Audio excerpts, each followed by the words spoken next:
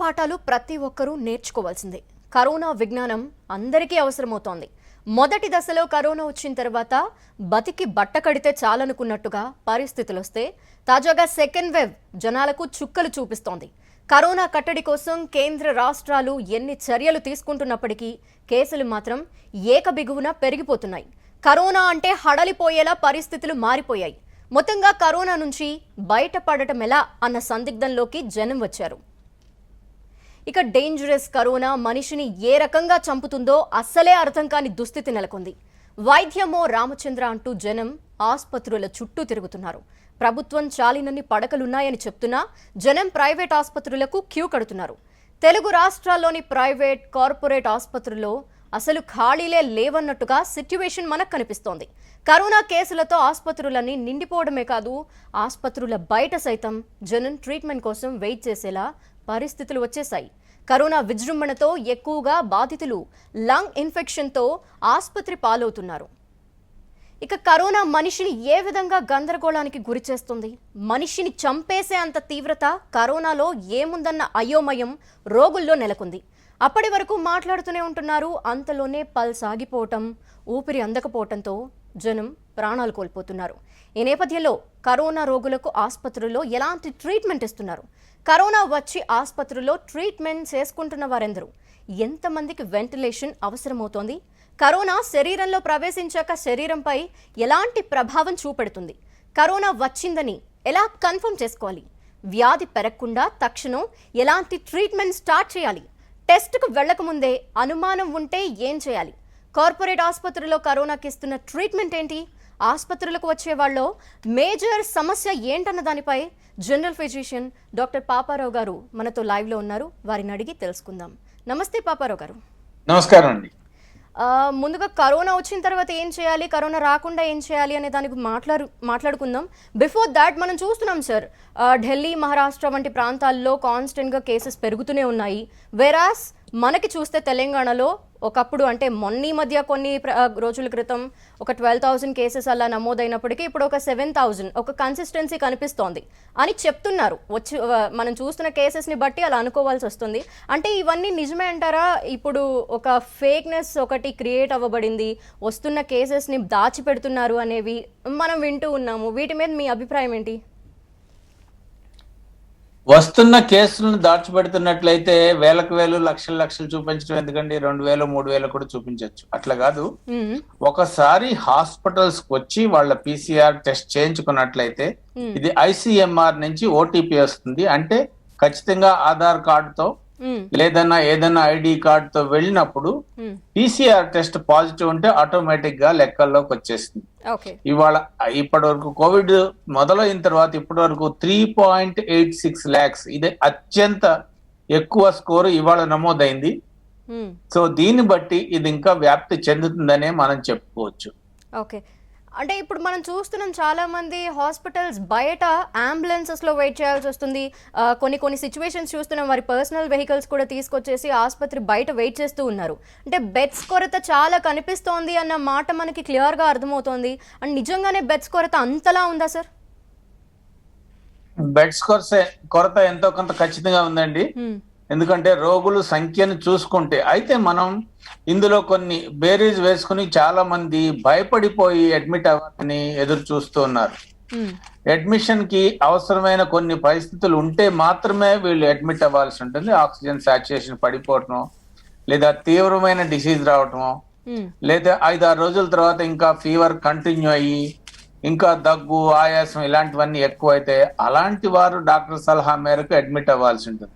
ఒకసారి Covid positive వచ్చిందంటే దాదాపు 90-95% జాగ్రత్తగా మందులు వాడుకుంటూ చెక్ చేసుకుంటూ ఇంటి దగ్గరే వైద్యుడి సలహా మేరకు ఉండొచ్చండి. అయితే వీరందరూ కూడా ఈ భయంతో, ఒక ఎమోషనల్ ఫియర్ తో హాస్పిటలైజ్ అయిపోయి ఆ రెమ్డెసివిర్ తీసేసుకుంటే మాకు తగ్గిపోతుంది అన్న ఫీలింగ్ తో చాలా మంది కూడా వస్తున్నారు. సో సగం భయం అని చెప్పుకోవచ్చు ఈ హాస్పిటల్స్ కి పరిగెత్తే వాళ్ళు. కానీ బెడ్ కొరత అయితే ఖచ్చితంగా ఉంది. ఇంకా మనకి మందుల కొరత, ఆక్సిజన్ కొరత రాలేదు. కానీ ముఖ్యంగా ప్రైవేట్ హాస్పిటల్స్ లో, కార్పొరేట్ హాస్పిటల్స్ లో బెడ్ కొరత అయితే ఎంతో కొంత ఉందండి. ఎస్, పానిక్ అది నేను సిచ్యువేషన్స్ కూడా వాదాంశం. మీరు అన్నట్టు నిజంగా సగం మంది ఆ భయంతోనే వస్తుందేమో అన్న భయం, వచ్చింది వేరే వాళ్ళకన్న భయంతో కొంతమంది ఇలా ప్రాణాలు కోల్పోతున్న సిచ్యువేషన్ మనకు కనిపిస్తోంది. అండ్ పాపారావు గారు చూస్తే ఫస్ట్ వేవ్ కి సెకండ్ వేవ్ కి సిమ్టమ్స్ అన్ని ఒకలాగే ఉన్నాయి, పెద్దగా డిఫరెన్సెస్ ఏమీ లేవు, కానీ ఎందుకు ఇంత పానిక్ సిచ్యువేషన్ వచ్చింది? సిమ్టమ్స్ లో కొంచెం మార్పు వచ్చిందండి. ఫస్ట్ వేవ్ కి సెకండ్ వేవ్ కి ఒకటి ఏజెంట్ ఫ్యాక్టర్, హోస్ట్ ఫ్యాక్టర్ అంటాం.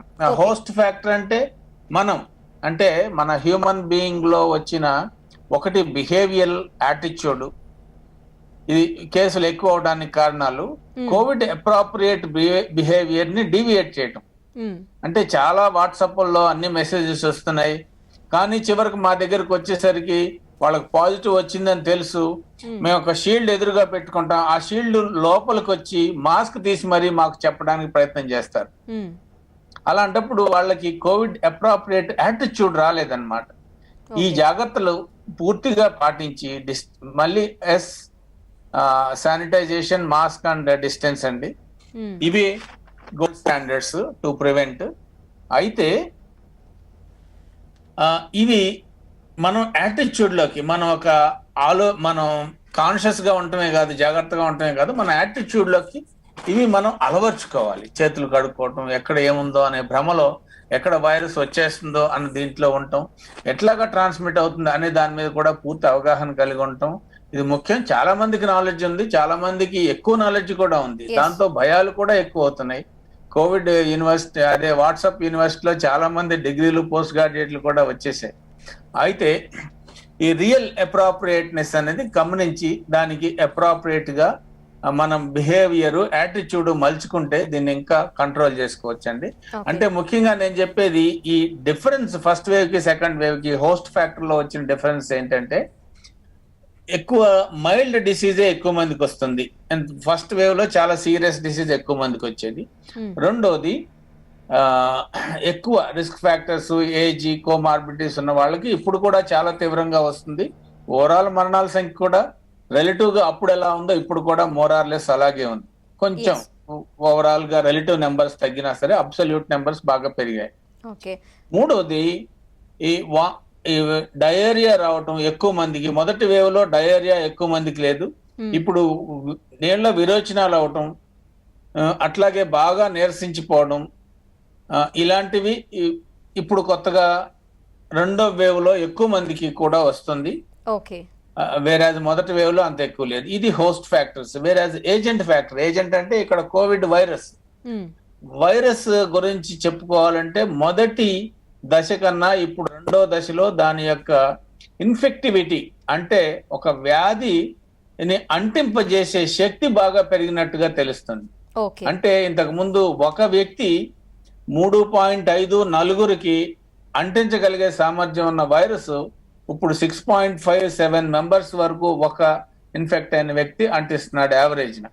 సో దీని ఇన్ఫెక్టివిటీ అంటాం మేము వైద్య భాషలో. అంటే అది ఇంకొకళ్ళకి వ్యాపించి డిసీజ్ కలుగజేసే అవకాశాలు బాగా పెరుగుతున్నాయి. దీనివల్లే కేసులన్నీ ఇబ్బడి ముబ్బడిగా పెరిగిపోవటం. ఇన్ని మొదటి దశలో 97 to 98,000 మాత్రమే వచ్చినాయి పర్ డే. ఇప్పుడు 3.67 lakhs, అంటే ఇది చాలా ఎన్నో రెట్లు పెరిగిపోయింది మనం చూస్తూనే ఉన్నాం. దీనికి కారణం ముఖ్యంగా ఈ ఇన్ఫెక్టివిటీ అనేది వైరస్ వైపు నుంచి బాగా పెరగటం, మనలో ఇంకా పూర్తిగా మనుషుల్లో కూడా పూర్తిగా మార్పులు రాకపోవటం, దానికి అసోసియేటెడ్ కొంత క్యాలెస్నెస్, కొంచెం వచ్చినా పర్వాలేదు, లైట్ డిసీజే, కొంచెం మాకు రాదు, ఇట్లాంటి భ్రమంలో కూడా ఇంకా చాలా మంది ఉంటున్నారు. మొదటి 4-5 రోజుల్లో దీన్ని అంటే అది బాగా ఇన్ఫెక్టివ్ స్టేజ్. తర్వాత పీరియడ్ ఆఫ్ యాక్టివిటీ 7 days వరకు ఎక్కువ ఉంటుంది. ఈ పీరియడ్ ఆఫ్ యాక్టివిటీలోనే వాళ్ళు ఎక్కువ మందికి అంటించే అవకాశం, ఎక్కువ వ్యాధికి గురయ్యే అవకాశాలు, ఈ రెండు కూడా ఎక్కువ ఉంటాయి. కాబట్టి 5 days to 10 days చాలా ఇంపార్టెంట్ టైము. ఈ విధిగా వచ్చిన వెంటనే టెస్ట్ చేయించుకోవటం, వైద్యుని కలవటం అనేది ముఖ్యమైన విషయం. అది లైట్ గా ఫస్ట్ 5 days లో సిటీ స్కాన్, మిగతా టెస్ట్లు అన్ని చేయించుకుని వస్తున్నారు కొందరు. వాటి వల్ల ప్రయోజనం ఉండదు. ఎందుకంటే మొదటి 4వ రోజు వరకు 5వ రోజు వరకు పెద్దగా సిటీ స్కాన్ లో మార్పులు రావు. 5 రోజుల తర్వాత కానీ, అలాగే ఏదన్నా ఆక్సిజన్ తగ్గిపోవటం, దగ్గు ఎక్కువ ఉండటం, అలాంటి పరిస్థితుల్లోనే సిటీ స్కాన్ చేయించినట్లయితే మనకి ఆ వ్యాధి యొక్క తీవ్రత ఎంత ఉంది రేడియోలాజికల్ గా అన్నది తెలుస్తుంది. ఓకే. అండ్ పాపారావు గారు, ఎవరైతే కరోనాకి సంబంధించి వ్యాక్సినేషన్కి సంబంధించి కొంతమంది వ్యూవర్స్ కూడా డౌట్స్ ఉన్నాయి, సో వారు మీతో మాట్లాడడానికి వెయిట్ చేస్తున్నారు. ఒక కాలర్ ప్రస్తుతం తీసుకుందాం కాలర్ని. శ్రీనివాసరావు రాజస్థాన్ నుండి చేశారు. శ్రీనివాసరావు గారు. నమస్కారం డాక్టర్ గారు. నమస్కారం శ్రీనివాసరావు గారు, చెప్పండి. సార్ ఒక సోషల్ మీడియాలో ఒక వీడియో వైరల్ చూశానండి. ఈ ఓకే. కరోనా వచ్చిన పేషెంట్ లో ఆవిరి పట్టడం వలన మన నోస్ లో ఉన్న కరోనా వైరస్ త్వరగా లంగ్స్ కి రీచ్ అవుతుంది, ఇంకా ఇన్ఫెక్ట్ అవుతుంది అని చెప్పేసి విన్నామండి. ఇది ఎంతవరకు నిజం అండి? అట్లాంటిది ఏమీ లేదండి. అది ఎక్కువయ్యే అవకాశం లేదు, తక్కువ అయ్యే అవకాశం కూడా లేదు. దీని మీద ప్రత్యేకంగా స్టడీస్ లేనప్పటికీ ప్రాథమిక అవగాహన ప్రకారం నీటి ఆవిరి పట్టొచ్చు, లేకపోతే మీ హోమ్ రెమెడీస్ ఉంటాయి కొన్ని, ఇవన్నీ ఉపశమనాన్ని ఇచ్చేవి. వాటన్నిటి వల్ల పెద్ద నష్టం ఏం లేదు. అది కిందకి వెళ్ళటం అనేది జరగదు, అది పోవటం అనేది కూడా జరగదు. సో మీకు ఉపశమనం కలిగించినట్లయితే కొందరు కషాయాలు తాగుతారు, కొందరు సూపులు తాగుతారు. ఇవన్నీ హోమ్ రెమెడీస్ అన్ని పాటించవచ్చు, దానివల్ల ఏం దండగలేదు. అయితే దీనివల్ల ఏదో ప్రమాదం ఉంటుంది, లేకపోతే దీనివల్ల కోవిడ్ తగ్గిపోతుంది అనే భ్రమలో ఉండటం మాత్రం పొరపాటు. Well, I was about to ask you అండి పాపారావు గారు. నేను ఇది అడగాలనుకుంటున్నాను. చాలా ఏంటంటే సోషల్ మీడియా మనల్ని ప్రభావితం చేస్తోంది, చూస్తున్న వాళ్ళందరినీ కూడా చాలా ప్రభావితం చేస్తోంది. అది నెగిటివ్ అవ్వచ్చు, పాజిటివ్ అవ్వచ్చు, ఇలాంటి సందేహాలన్నీ చాలా మందికి ఉన్నాయి. సో అండ్ మనం చూస్తున్నాం సార్, కరోనాకి సంబంధించి రూపాంతరం చెందుతూ రకరకాల మ్యూటెంట్స్ గురించి వింటూ ఉన్నాము. ఈ మ్యూటెంట్స్ ఏంటి అసలు? అంటే ఈ వైరస్ కొత్తగా మనిషి ప్రపంచంలోకి వచ్చిన తర్వాత ఇది స్ప్రెడ్ అయింది, చాలా వేగవంతంగా స్ప్రెడ్ అయింది. కొన్ని నెలల్లోనే కొన్ని 100 పైగా దేశాలకి, దాదాపు ఇప్పుడు 213 దేశాలలో అన్నిటికీ స్ప్రెడ్ అయింది. స్ప్రెడ్ అవటం అంటే అయిన తర్వాత ఏమవుతుందంటే మనం దానికి వ్యతిరేకంగా మనిషి శరీరం కొంత సిస్టమ్ ఏర్పాటు చేసుకుంటుంది, న్యాచురల్ ఇమ్యూన్ సిస్టమ్ అనేది. ఇది శరీరంలో ప్రవేశించిన వైరస్ కి వ్యతిరేకంగా పనిచేస్తుంది. అలాగే మనం తీసుకున్న వ్యాక్సిన్లు కానీ, మనం వాడే యాంటీవైరల్ మెడిసిన్స్ కానీ, వాతావరణ పరిస్థితులు కానీ, వీటన్నిటిని వైరస్ కి ఎప్పుడు ప్రతికూలంగా ఉంటుందో అప్పుడు వైరస్ రూపాంతరం చెందే అవకాశం ఉంటుంది. అంటే ఈ రూపాంతరం చెందటం అనేది అనునిత్యం జరుగుతూ ఉంటుంది. ఒక క్రిటికల్ స్టేజ్, ఒక ఎఫెక్టివ్ స్టేజ్ దాటినట్లయితే, అంటే ఇందులో మేజర్ మ్యుటేషన్స్, మైనర్ మ్యుటేషన్స్ అని ఉంటాయి. సో కొన్ని మేజర్ మ్యుటేషన్స్, కొన్ని మైనర్ మ్యుటేషన్స్ జరిగి ఒక దశకి వెళ్ళినప్పుడు సుమారుగా 70 మ్యుటేషన్స్ వచ్చిందంటే ఇది పూర్తిగా రూపాంతరం చెందే అవకాశం ఉంటుంది. అంటే దాని యొక్క యాంటీజెనిసిటీ అంట, యాంటీబాడీ ప్రొడ్యూస్ చేసే, ఇంతకు ముందు సేమ్ ఉన్న యాంటీబాడీ దాని మీద వ్యతిరేకంగా పనిచేయని పరిస్థితికి అది నెలకొల్చుకుంటుంది. ఇది survival strategy for the virus అన్నమాట. సో ఇట్లా మనిషి శరీరానికి వ్యతిరేకంగా ఇంకా స్ట్రాంగ్ అవుతూ వస్తుంది. అది ఒకసారి మ్యూటేట్ అయితే సింగిల్ మ్యూటేషన్ అంటాం, 2 సార్లు అయితే డబుల్ మ్యూటెంట్ వేరియంట్ అంటాం, 3వ సారి అయితే ట్రిపుల్ వేరియంట్ మ్యూటెంట్ అంటాం. ఇప్పుడు దీనివల్ల ఎంతగా ఎక్కువ కొత్త కేసులు వస్తున్నాయి అనేది ఒక అధ్యయనం జరిగింది. ముఖ్యంగా మహారాష్ట్రలో అధ్యయనంలో తేలింది ఏంటంటే ఈ డబుల్ మ్యూటెంట్ వేరియంట్ అనేది సుమారుగా మొత్తం స్ప్రెడ్ లో 20% మందికి మాత్రమే ఇది వస్తుంది, డబుల్ మ్యూటెంట్ వేరియంట్ వల్ల. అంటే ఎక్కువ శాతం కన్వెన్షనల్ రెగ్యులర్ వైరస్ వల్లే వస్తుంది. సో ఇది కారణం కాదు ఎక్కువగా ప్రబలటానికి ఇన్ని కేసులు. అట్లాగే వెస్ట్ బెంగాల్లో ట్రిపుల్ మ్యూటెంట్ వేరియంట్ కూడా వచ్చింది. అయితే దీనికి వ్యాక్సిన్లు పనిచేస్తున్న ఈ మధ్య డాక్టర్ ఫాజీ మన కోవాక్సిన్ కూడా ఈ ట్రిపుల్ వేరియంట్ కి పనిచేస్తుందని ఒక స్టేట్మెంట్ ఇవ్వడం జరిగింది. సో మన వ్యాక్సిన్లు ఈ డబుల్ మ్యూటెంట్ వేరియంట్ కి ట్రిపుల్ మ్యూటెంట్ వేరియంట్ కూడా ఎఫెక్టివ్ గా పనిచేసే అవకాశం ఉంది.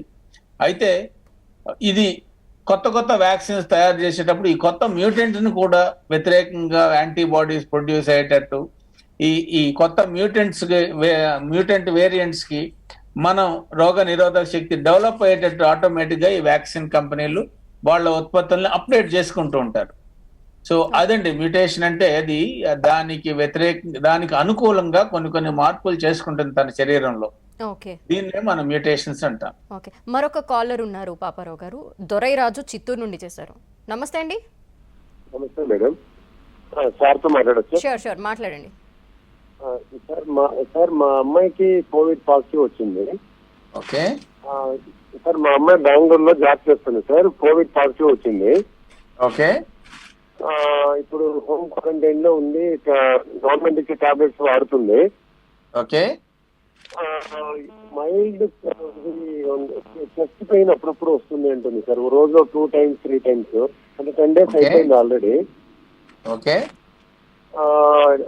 అది ఏమన్నా ప్రాబ్లం ఉంటుందా అని కనుక్కుందామని కాల్ చేశాను సార్. చెస్ట్ పెయిన్ అన్నది ఓకే, మనం కొన్ని మూల సూత్రాలు ఉన్నాయండి. మనం కోవిడ్ వచ్చినప్పుడు మనం తీసుకోవాల్సిన జాగ్రత్తలు కొన్ని ఉన్నాయి. ఒకటి, మనం పల్స్ ఆక్సిమీటర్ చూసుకోవాలి. పల్స్ ఆక్సిమీటర్లో <93 ఆక్సిజన్ సాచురేషన్ కనుక వచ్చినట్లయితే ఇది తీవ్రత కొంచెం పెరుగుతున్నట్లుగా మనం గుర్తించాలి. అలాగే దగ్గు కానీ ఫీవర్ కానీ కంటిన్యూస్ గా వస్తున్న 5 days తర్వాత ఇది వైరల్ యాక్టివిటీకి సూచనగా ఉంటుంది. వైరల్ యాక్టివిటీ ఎక్కువ ఉందని మనం గమనించాలి. అది క్లినికల్ గా అంటే పేషెంట్ వైజ్ నుంచి కొన్ని బ్లడ్ టెస్టులు చేస్తాం. వీటినే బయోలాజికల్ ఆర్ బయోకెమికల్ మార్కర్స్ అంటాం. ఇందులో CRP, D dimer, serum ferritin, IL-6 ఇలాంటి వాటి మరీ ఎక్కువగా ఉంటే ఈ ఎక్కువ సైటోకైన్స్ ఉండే అవకాశం ఉంది, ఎక్కువ తీవ్రత ఉంది, వైరస్ యాక్టివిటీ ఎక్కువ ఉండటానికి అదొక సూచన. మూడోది రేడియోలాజికల్. మన అదే 5 days తర్వాత సిటీ స్కాన్ తీసుకున్నట్లయితే సుమారుగా మనకి రేడియోలాజికల్ సివియారిటీ తెలుస్తుంది. దాన్ని బట్టి వైద్యులు ట్రీట్ చేస్తారు. అయితే ఇది మరీ తీవ్రంగా ఎక్కువయ్యి ఆక్సిజన్ శాతం పడిపోతే మనం ఇమీడియట్ గా వైద్య సహాయం కోసం వెళ్ళాలి. కానీ చెస్ట్ పెయిన్ అన్నది మోస్ట్లీ చాలా మందికి టెన్షన్ భరించలేక, ఒంటరిగా ఉండలేక ఇలాంటి పరిస్థితుల్లో వస్తూ ఉంది. అంత ఆక్సిజన్ పడిపోయినంత వరకు ఏం కంగారు పడాల్సిన అవసరం లేదు. మాత్రలు జాగ్రత్తగా తీసుకుని 10 రోజులు దాటిపోయిన తర్వాత వైరల్ యాక్టివిటీ బాగా తగ్గిపోయే అవకాశం ఉంది. కాబట్టి ఈ మందులు వాడుకుంటూ ఒక 2 weeks అయిన తర్వాత ఆటోమేటిక్ గా అది తగ్గిపోతుందండి. ఏం భయపడాల్సిన అవసరమే లేదు. ఓకే, మరొక కాలర్ ఉన్నారు, రజిత, హైదరాబాద్ నుండి. రజిత గారు నమస్తే. Good evening madam. Good evening doctor. Rajitha గారు చెప్పండి. సార్ నాకు ఇవాళ టెస్ట్ కి వెళ్తే కోవిడ్ పాజిటివ్ వచ్చింది సార్. నాకు టెస్ట్ కి ఎందుకు వెళ్ళారు రజిత గారు? టెస్ట్ కి ఎందుకు వెళ్ళారు? జలుబు ఉంది సార్. 1 week నుండి జలుబు ఉంది. ఓకే, లైట్ గా కాఫ్ చాలా తక్కువ ఉంది, ఎప్పుడో ఒకసారి వస్తుంది. బాగా జలుబు ఉంది, టాబ్లెట్స్ వాడాను, ఏం తగ్గలేదు. జ్వరం వచ్చిందా? జ్వరం ఏం లేదు కానీ జస్ట్ బాడీ పెయిన్స్ లాగా కొంచెం లైట్ గా నీరసంగా ఉండేది. సో కోవిడ్ లో చెప్పండి, ఇప్పుడు ఏమన్నా మీకు సమస్య ఉందా? ప్రెసెంట్ బాగున్నాను. మా హస్బెండ్ కి కూడా ఫీవర్ వచ్చింది. ఓకే, కూడా ఫీవర్ వచ్చిందంటే మీకు కూడా వచ్చినట్లే అక్కడ? ఫీవర్ నాకు లేదు సార్. ఓకే సరే, నేను చెప్పేది వినండి రజిత గారు. మోస్ట్లీ చాలా మంది mild fever, mild throat symptoms, mild body pains, fever వచ్చి రానట్టు ఉన్నట్లుగానే కంప్లైంట్ చేస్తారు. అయితే మనకి ఇక్కడ గోల్డ్ స్టాండర్డ్ ఏంటంటే RT-PCR టెస్ట్. RT-PCR పాజిటివ్ వచ్చిందంటే ఖచ్చితంగా పాజిటివే. RT-PCR నెగిటివ్ వస్తే ఖచ్చితంగా నెగిటివ్ కాదు. దాన్ని మళ్ళీ సిమ్టమ్స్ ఎక్కువగా ఉన్నట్లయితే మళ్ళీ రీచెక్ చేసుకోవాలి. ఇప్పుడు రజిత గారు లాంటి ఆల్మోస్ట్ కొంచెం జలుబు చేసి తగ్గిపోయినట్లుగా ఫీల్ అవుతున్నారు. ఇలాంటి వాళ్ళు కేవలం ఆక్సిజన్ శాతాన్ని చూసుకొని 1-2 టెస్టులు చేయించుకుని వైద్య సలహాతో కొన్ని మందులు వాడితే ఫస్ట్ వీక్ లో చాలా వరకు ఇట్లాంటి 90-95% వరకు మేము అవుట్ పేషెంట్ విధానంగానే ట్రీట్ చేస్తున్నాం. కోవిడ్ వచ్చేసి పాజిటివ్ వచ్చిన వెంటనే ఏదో అయిపోయిందని తలకిందులైపోయిందని భయపడాల్సిన అవసరమే లేదు. 90-95% ఆటోమేటిక్ గా చాలా వరకు మామూలు మందులతో తగ్గిపోతుంది. కాబట్టి మీరేం కంగారు పడాల్సిన అవసరం లేదు. ఒకటి, ఆక్సిజన్ సాచురేషన్ చూసుకోండి. <93 ఉంటే మీకు వైద్య సలహా అవసరం అవుతుంది. రెండోది, మీ సిబిపి, సిఆర్పి, డి డైమర్ అని టెస్టులు ఉంటాయి. అందులో యాక్టివిటీ మరీ ఎక్కువ ఉంటే కొన్ని మందులు వాడాల్సి ఉంటుంది. 5 days తర్వాత ఈ సిమ్టమ్స్ అన్ని కంటిన్యూ ఉంటే సిటీ స్కాన్ తీసుకోవచ్చు. 5 days తర్వాత సిమ్టమ్స్ ఏమీ లేవు, సాచురేషన్ బాగానే ఉంది, జ్వరం లేదు, ఏమాత్రం ప్రమాదం లేదు, మీరు ఇంటి పట్టు నుండి సరైన ఆహారం తీసుకుని ఏ ఆహారం అయినా తీసుకోవచ్చు, దీనికి ఏం లిమిటేషన్ లేదు. ఎక్కువ లిక్విడ్స్ తీసుకుంటూ ఐసోలేషన్ లో ఉంటూ, ఎందుకంటే దేని వల్ల మీకు వచ్చింది మీ హస్బెండ్ వల్ల అయినా వచ్చిండొచ్చు, లేదా ఎవరి వల్ల అయినా వచ్చిండొచ్చు. ఎవరో ఎక్కడ పొరపాటు చేశారు కాబట్టి మీకు వచ్చింది. మీది ఇప్పుడు మీరు పొరపాటు చేయకూడదు, మీ వల్ల వేరే వాళ్ళకి రాకూడదు, ఇది మీ రెస్పాన్సిబిలిటీ. కాబట్టి ఈ జాగ్రత్తలన్నీ తీసుకుంటూ సింపుల్ వైద్య సలహాలను పాటించండి. ఒకసారి డాక్టర్ని చూడండి. ఏం మీరు భయపడాల్సిన అవసరం లేదు, ఇదేం ప్రమాదకరమైనది కాదు. దీనికంటే ప్రమాదకరమైన జబ్బులు చాలా ఉన్నాయి, కానీ వాటన్నిటిని వదిలేసి మనం ఇప్పటికి కూడా మలేరియాతో టైఫాయిడ్తో చనిపోయే వాళ్ళు బోల్డ్ మంది ఉన్నారు. సో దీనికి కోవిడ్ కన్నా కూడా ఎక్కువ మంది చనిపోయే డిసీజెస్ చాలా ఉన్నాయి. కాబట్టి మీరేం భయపడాల్సిన అవసరం లేదు. ఇది చాలా సింపుల్ డిసీజ్, వైద్యం కూడా చాలా ఈజీ. ఇప్పుడు వైద్యం కూడా ప్రతివారు చేయగలుగుతున్నారు తేలిగ్గా. కాబట్టి మీరు ఒకసారి వైద్యుని సంప్రదించి సలహా తీసుకుని తర్వాత ఐసోలేషన్ లో ఉండండి, ఏం ప్రమాదం లేదు. పాపారావు గారు, మరొక కాలర్ ఉన్నారు, గిరిజ మనోహర్ అని హైదరాబాద్ నుండి. నమస్తే అండి గిరిజ గారు. నమస్తే అండి. ఏం అడగాలనుకుంటున్నారు, ఏంటి సందేహం? నాకు కొద్దిగా ఏంటంటే, నాకు ఫీవర్ ఏం లేదు, కానీ బాడీ పెయిన్స్, కీళ్ళ నొప్పులు ఉన్నాయి. నేను 66 years old, నాకు ఆస్మా ఉంది. అందుకని నాకు కొంచెం అనుమానంగా ఉంది. ఏంటంటే టెస్ట్ చేసుకున్నాను, ఒక 20 రోజుల కింద టెస్ట్ చేసుకుంటే RT-PCR నాకు అది నెగిటివ్ వచ్చింది. అయితే నిన్న మళ్ళీ టెస్ట్ ఇచ్చాను, ఇంకా రిజల్ట్ రాలేదు, వెయిట్ చేస్తున్నాను. నాకు ఇప్పుడు ఎట్లా ఉందంటే చిన్న ఫీవరిష్ ఫీలింగ్ ఉందేమో, కానీ తలనొప్పి అయితే ఉంది. మనోహర్ గారు, బాడీ పెయిన్స్ కొంచెం ఉన్నాయి, అందుకని సార్ని అడుగుతుంది. ఓకే మనోహర్ గారు, మీకు ఈ సిమ్టమ్స్ అన్ని ఎప్పటి నుంచి ఉన్నాయండి? ఇప్పుడు వచ్చిన బాడీ పెయిన్స్ గానీ, దగ్గు గానీ, ఫీవరిష్నెస్ గానీ? సాయంత్రం మొన్న రాత్రి నుంచి వచ్చినాయి సార్. సో మొన్నటి నుంచి వచ్చింది. సో 20 రోజుల క్రితం మీరు చేయించిన RT-PCR కి దీనికి సంబంధం లేదు. ఇది కోవిడ్ అయ్యే అవకాశం ఉంది. మీరు టెస్ట్ చేయించారు కాబట్టి టెస్ట్ రిజల్ట్ చూడండి. కోవిడ్ అయినా సరే మీకు కొన్ని మందులు తీసుకుంటే ఈ ఫీవర్, బాడీ పెయిన్స్ ఇవన్నీ క్రమేణా తగ్గిపోతాయి. మామూలు వైరల్ ఫీవర్ లో కూడా 5 days కి చాలా సార్లు తగ్గిపోతాయి. అట్లాగే కోవిడ్ లో కూడా చాలా మందికి ఏ తీసుకున్నా తగ్గిపోయే అవకాశం ఉంది. కాబట్టి మీరు కంగారు పడాల్సిన అవసరం లేదు. అయితే మీకు 66 years ఏజ్ ఉంది, ఆస్తమా ఉంది, ఈ కోమార్బిడిటీస్ ఉండటం వల్ల ఒక్కొక్కసారి తీవ్రమయ్యే అవకాశం ఉంటుంది. అంటే మైల్డ్ నుంచి మోడరేట్ గాను, సివియర్ గాను ఇది వ్యాప్తి చెందే అవకాశం ఉంటుంది. కాబట్టి మీరు ఆ సిమ్టమ్స్ వచ్చిన ఒక 4-5 days లో డాక్టర్ని సంప్రదించి సరైన మీరు వైద్యం చేయించుకుంటే ఏం భయపడాల్సిన అవసరం లేదండి. ఓకే, మరొక కాలర్ ఉన్నారు పాపారావు గారు, శ్రీనివాస్ కడప నుండి. శ్రీనివాస్ గారు నమస్తే. నమస్తే మేడం. ఎస్, చెప్పండి, ఏం అడగాలనుకుంటున్నారు? శ్రీనివాస్ గారు చెప్పండి. Good evening sir. Good evening అండి. సార్ మా బ్రదర్ కి పాజిటివ్ వచ్చింది సార్ 4 days బ్యాక్. ఓకే, వాళ్ళ వైఫ్ కు పిల్లలకు ఏమన్నా వచ్చే అవకాశం ఏమన్నా దగ్గరగా ఉన్నారు? ఖచ్చితంగానండి. వాళ్ళకి మీ బ్రదర్ కు పాజిటివ్ వచ్చింది, వాళ్ళు ఏమి పాజిటివ్ వచ్చింది అంటేనే ఏదో ఒక అనుమానం మీదే టెస్ట్ చేయించుంటారు. అంటే ఏదో ఒక సిమ్టమ్స్ కూడా వచ్చేసే ఉంటాయి. అంటే మనకి శరీరంలోకి ఇవాళ మొదటి రోజున వైరస్ వచ్చిందంటే 5 నుంచి 7 రోజుల్లో ఈ సిమ్టమ్స్ బయటపడే అవకాశం ఉంటుంది. అంటే మీ బ్రదర్కి ఇప్పుడు పాజిటివ్ వచ్చినా సుమారుగా ఒక వారం నుంచి ఆయన నుంచి వైరస్ వెలువడి ఆయన మిగతా వాళ్ళని ఇన్ఫెక్ట్ చేస్తూనే ఉంటాడు. సో ఇంట్లో పిల్లల్ని కానీ, వైఫ్ కానీ, చిల్డ్రన్ కానీ, పేరెంట్స్ కానీ ఇలాంటి వాళ్ళు ఉన్నప్పుడు ఖచ్చితంగా వాళ్ళు ఇన్ఫెక్ట్ అయ్యే అవకాశం ఉంది. They are called primary contacts. So primary contacts అందరికీ టెస్ట్ చేయించాలి RT-PCR అనేది. సో టెస్ట్ లో నెగిటివ్ వచ్చినట్లయితే మళ్ళీ ఏదైనా సిమ్టమ్స్ ఉంటే మళ్ళీ టెస్ట్ చేయించుకోవాలి. లేకపోతే మామూలుగా ఈ ఫీవర్ కి, జలుబుకి మందులు వాడి అంతా తగ్గిపోయి ఏ ఇబ్బంది లేకపోతే పర్వాలేదు. అయితే పిల్లలకు కూడా విధిగా ఈ టెస్ట్ చేయించాలి. ఎందుకనంటే పిల్లల్లో ఎక్కువ సివియర్ జబ్బు వచ్చే అవకాశాలు చాలా తక్కువ అని తెలుస్తుంది.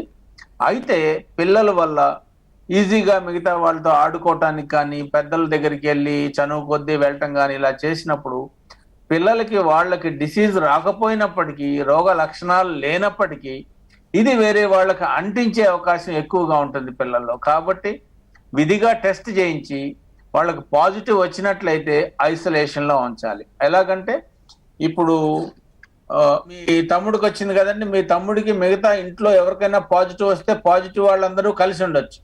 ఇంకా దానివల్ల వచ్చేదేం లేదు, కలిసి ఉన్నందువల్ల పోయేది కూడా ఏం లేదు. అయితే నెగిటివ్ ఉన్న వాళ్ళు మాత్రం దూరంగా ఉండాలి, వాళ్ళు పాజిటివ్ అవ్వకుండా చూసుకోవాలి. ఒకవేళ నెగిటివ్ ఉన్న వాళ్ళకి ఏదైనా సిమ్టమ్స్ వచ్చి పాజిటివ్ వచ్చినట్టయితే మళ్ళీ పాజిటివ్ గ్రూప్ లో చేరొచ్చు. అట్లాగా మనం కొన్ని జాగ్రత్తలు తీసుకున్నట్లయితే వీళ్ళందరి ప్రైమరీ కాంటాక్ట్స్ కాబట్టి ఫ్యామిలీ మెంబర్స్ వాళ్ళందరికీ విధిగా చెక్ చేయించుకొని ఏ దశలో ఉందో చూసుకోవటం అవసరం అండి. వెల్ పాపారావు గారు, రేపటి నుండి అంటే 18 years నిండిన వాళ్ళందరికీ కూడా వ్యాక్సినేషన్ ప్రక్రియ ప్రారంభం కాబోతున్నప్పటికీ అనేక డౌట్స్ ఉన్నాయి వ్యాక్సినేషన్కి సంబంధించి. వేయించుకోవాలా వేయించుకోవద్దా అన్న సందేహం ఒకటైతే, ఇంకా ప్రెగ్నెంట్ లేడీస్ వాళ్ళు వ్యాక్సినేషన్ తీసుకోవచ్చా, ఒకవేళ డెలివరీ అయిపోయిన తర్వాత వ్యాక్సినేషన్ తీసుకోవచ్చా, అసలు ఏంటి వీటికి సంబంధించి అనేక ప్రశ్నలు ఉన్నాయి, ఏం చెప్తారు వీటికి? అవునండి. సో వ్యాక్సిన్ ఎవరు తీసుకోవాలి అంటే ఎవరికైతే ఈ వైరస్ వచ్చి డిసీజ్ కలుగు చేసే అవకాశం ఉందో అందరూ తీసుకోవాలి. అయితే వ్యాక్సిన్ వల్ల ఇదిమిద్దమైన డేటా అంటాం, అంటే 18 సంవత్సరాలు పైబడిన వారికే ఇప్పటి వరకు ప్రయోగాలు జరిగినాయి, అందరికీ ఖచ్చితంగా ఇది ఉపయోగం అనే తెలుస్తోంది. అయితే ప్రెగ్నెంట్ ఉమెన్ లో ఈ పరిశోధనలు జరగలేదు, వీళ్ళకి వ్యాక్సిన్ సేఫా, దీనివల్ల ఏమన్నా ప్రాబ్లమ్స్ ఉంటాయా అన్నది. అయితే వ్యాక్సిన్ అవసరమా అంటే ఖచ్చితంగా అవసరమే, ఎందుకంటే జబ్బు వచ్చే అవకాశం ఉంది కాబట్టి. ఈ కోవిడ్ వైరస్ వచ్చి వీళ్ళు ప్రెగ్నెంట్ ఉమెన్, వీళ్ళు పిల్లలు, వీళ్ళు పెద్దవాళ్ళు, వీళ్ళు వ్యాక్సిన్ తీసుకున్నారు, వీళ్ళకి జబ్బు వచ్చింది అనేది ఏమీ చూడదు. అది వచ్చి మీద పడిపోతుంది, ఇన్ఫెక్ట్ చేస్తుంది. కాబట్టి వచ్చే అవకాశం ఉన్న ప్రతి వాళ్ళు కూడా ఈ వ్యాక్సిన్ తీసుకుని తీరాలి. అయితే ఎక్కువ శాతం ఈ వ్యాధికి గురయ్యి వ్యాధితో బాధపడేవారు, కోమార్బిడిటీస్ ఉండి వయోవృద్ధులు ఒకటి, అబౌవ్ 65 years, అలాగే comorbidities BP, sugar, heart disease, kidney disease, asthma ఇలాంటివి ఉన్న వాళ్ళు 45 దాటిన వాళ్ళకు కూడా ఈ తీవ్రమైన జబ్బు వచ్చే అవకాశం ఉంది. కాబట్టి ప్రభుత్వం కూడా వీళ్ళకి ముందు ప్రయారిటీ ఇచ్చి వ్యాక్సినేషన్ వేయించడం జరిగింది. సో అందరూ వేయించుకోవాలి. అయితే కొద్ది మందికి మాత్రం ఇది సేఫా కాదా అనే డేటా ఇంకా పూర్తిగా రాలేదు కాబట్టి 18 సంవత్సరాల లోపు వారికి ఇంకా వేయట్లేదు. అలాగే ప్రెగ్నెంట్ ఉమెన్ కి మనం చూసుకోవాలి, గైనకాలజిస్ట్ వాళ్ళకి చుట్టుపక్కల బాగా ఎక్కువ ఉంది, వాళ్ళకి కోవిడ్ వచ్చే అవకాశాలు ఎక్కువ ఉన్నట్లయితే ఆ రిస్క్ తీసుకుని వేయించుకోవచ్చు అని రికమెండేషన్ ఉంది ఇప్పుడు. సో ఆ అవకాశాలన్నీ బేరీజ్ వేసుకోవాలి. వెల్ ఎస్, థ్యాంక్స్ అండి, చాలా ఇన్ఫర్మేటివ్గా ఉంది మీ మాటలన్నీ కూడా. ఎందుకంటే చాలామందికి అవగాహన ఉన్నప్పటికీ ఎంతో కొంత భయం వల్ల వాళ్ళు టెస్టులకు వెళ్ళడం కానీ, అనవసరమైన టెస్టులకు వెళ్ళడం కానీ, లేదంటే హోమ్ ఐసోలేషన్లో ఉన్నప్పటికీ ఒక భయంతో ఉంటున్నారు వాళ్ళందరికీ కూడా ఇది చాలా ఇన్ఫర్మేటివ్గా ఉంది. Thank you so much. చివరిగా ఇంకోటండి, ఒకసారి డిసీజ్ వచ్చిన వాళ్ళు వ్యాక్సిన్ తీసుకోవాలా అనే అనుమానం చాలా మందికి ఉంది అనే ప్రశ్న. ఒక డోసు వ్యాక్సిన్ తీసుకున్న తర్వాత రెండో డోసు 6 వారాల తర్వాత తీసుకోవాలి. అయితే ఒక డోసు వ్యాక్సిన్ తీసుకున్న తర్వాత 2 వారాల తర్వాతే కోవిడ్ వచ్చినప్పుడు నెక్స్ట్ డోస్ ఎప్పుడు తీసుకోవాలి, 6వ వారం తీసుకోవచ్చా లేదా అంటే. అయితే మధ్యలో ఎవరికైనా ఎప్పుడైనా డిసీజ్ వచ్చినట్లయితే డిసీజ్ వచ్చి తగ్గిన తర్వాత 4 వారాలు విధిగా ఆగవలసి ఉంటుంది. సో మిగతాటన్నిటికీ ఎక్స్పాండ్ చేసే అవకాశం ఉంటుంది కాబట్టి 6 నుంచి 12 వారాల వరకు తీసుకునే అవకాశం ఉంది. కాబట్టి డిసీజ్ వచ్చి తగ్గిన తర్వాత 4 వారాలకి అందరూ విధిగా వ్యాక్సిన్ తీసుకోవాలి, వచ్చి తగ్గినప్పుడు కూడా. Thank you so much Paparao గారు, థ్యాంక్స్ ఫర్ ద ఇన్ఫర్మేషన్. ఇది ఇవాల్టి స్పెషల్ డిస్కషన్. చూస్తూనే ఉండండి HM TV.